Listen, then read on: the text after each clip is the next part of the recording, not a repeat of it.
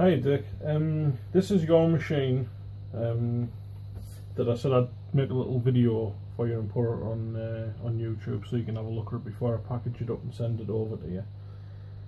I've put one of my motors on there that you'll be able to see, just to give you an idea of, you know, of it, like setup and such. All the same stuff as where a lot of the others grinders have been. You've got the main frame. The control arm is adjustable by 2 screws on the left hand side. It's a simple matter of just undo them, extend the arm out, draw it in to suit whatever length of belts that you want to do. Spring loaded, you pull down on this handle and that's what creates the tension on the belt when your motor's all secured in. When you put your motor in, there's holes in the plate on the base to where I suspect the holes of the motor would be, what you sent me a picture of. Bolt it down, make sure it's nice and firm and secure. I'll provide the drive for you. Slip that onto the shaft of yours, which was 24.5mm, looking at the picture that you sent me. So that'll slide straight onto your motor spindle. Situate your motor just underneath the frame. The easiest way to do it, I tend to find, use something like a straight piece of metal or a spirit level, something of that kind. Put it across the frame so you touch it against both legs, and then slide the face of your motor up to that. Tighten it down, bolt it down, put your thing on, put your bolt on, put your drive cog on, and you should be able to stick it straight on. Your tracking adjustment is just here. It's a pull ball on the end of a screw. I hope you like it. I hope that's suitable for you, and that'll adjust the angle of this wheel. So obviously you screw it in, the wheel pivots up, and that causes the belt to track in over towards the grinder. If you move the wheel down, and that causes the wheel to drop, that causes the belt to drift over to the right hand side away from the frame. When you situate your motor down there, give it a tighten up, like I say. Put your belt on. Now you want a bit of tension on the belt. Give your belt a pull round. Make sure that it's running fairly straight. Once you're comfortable with the belt moving round, the wheels, everything lines up, everything's going okay with your motor pulley, then jobs are good and away you go.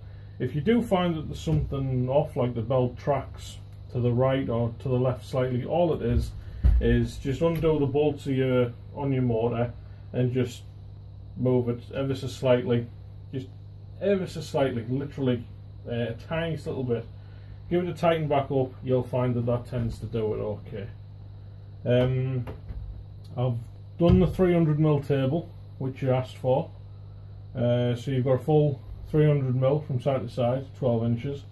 It's secured on the actual arm itself, as well as it's got a small frame that comes down and is situated over towards the base. So that'll give you full stability, so you're not going to get no slugger, no leeway movement on it. Your drive wheel is there as well.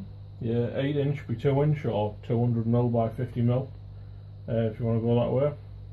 So that's all ready as well. Fairly simple to do. It's literally a matter of just pop your spring down, remove your bolt, take the belt off,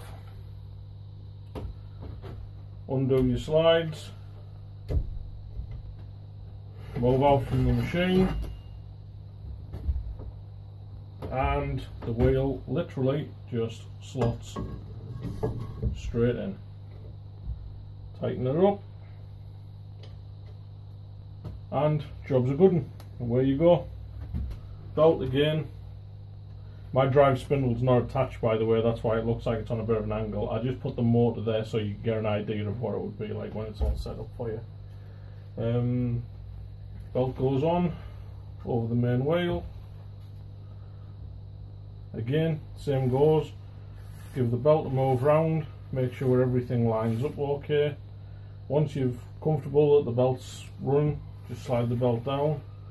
See, it's not very tight on this one, which is why it's moving about. But there you go, all done, all sorted for you. Again, tracking just up there. If your belt moves from one side to the other slightly, if it moves over to the right hand side, then wind it in. If it moves over to the left hand side towards the frame, wind it back out. Very, very small adjustments on there. I'll track your belt over to where you need it to be. But again, belt just comes straight off, same as you've seen in my previous videos. Just pull that down. Obviously my motor's not attached to it because you are fitting your own motor, so it's just there for show purposes. Wheels all bearing up, ready to go. Same colour arm, matching arm to match the tilt post that you've got there. Again, you just undo your screws,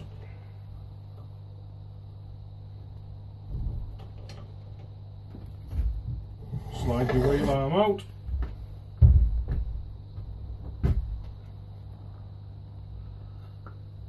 tool arm goes in,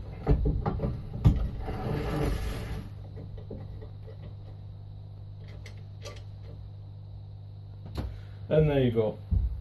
There's a screw that attaches the small subframe. That is literally just a matter of getting a screwdriver,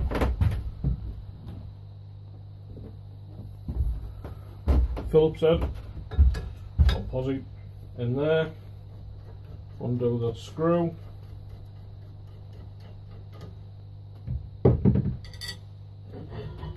and that frame comes away if you need it there. I find it useful. I made one for mine, I've made one for a couple of other customers, and everyone seems to like them. It does add a lot of stability to the shelf, so that you know, if you're using like a grind jig, etc., it allows for a lot of stability, a lot of easy movement. Your backing plate, which your belt runs against, your hard surface for your knives, that's all fully adjustable. The nuts just back here, undo them, literally you can move it in and out. If you want to track the belt over to the edge of the wheel or this side, people have personal preferences, it's very much one of your own. The headstock, the actual head rollers themselves, now a couple of people have asked me about the shelves, saying does the shelf tilt? No, it doesn't, the shelf's fixed. The reason for that is the entire head moves.